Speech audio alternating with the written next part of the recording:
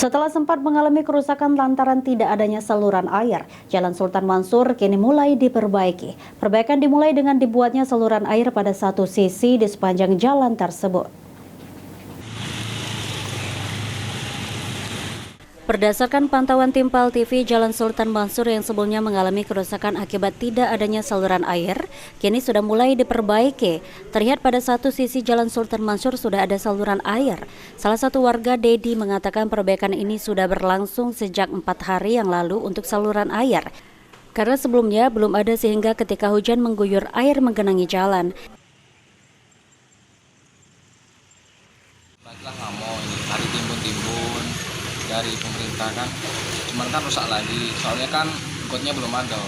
Nah kemarin tuh gotnya baru dibeneri ini. Jadi baru sudah dibuat berapa hari Pak? Kak kira-kira? Di 4 hari ini. 4 hari ini ya? 4 hari ini. Itulah sudah masang apa Pak ya? Kalau mana? tadi buat apa Pak ya kalau boleh tahu? Tadi buat got ini nah. Dari ini kan sebelumnya gotnya belum ada. Jadi kalau hujan tuh banyu tuh mendem di situ.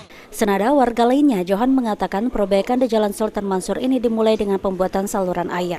Karena tidak adanya saluran air menyebabkan Jalan Sultan Mansur mengalami kerusakan. Setelah pembuatan saluran air, akan dilanjutkan dengan pengaspalan jalan. Dengan adanya perbaikan ini diharapkan mengurangi kecelakaan pada saat pengendara melintas. Jadi mulainya dari pembuangan air, got. Itu kan yang penting itu.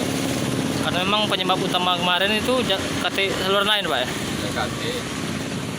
Terus juga Pak, Airnya maksudnya. dari pihak yang memperbaikinya apa kata selain itu untuk ini? Katanya dia kayak membuat saluran air. Kalau sudah selesai itu baru ngaspal jalan. Untuk saluran air kan dibuat sampai mana Pak?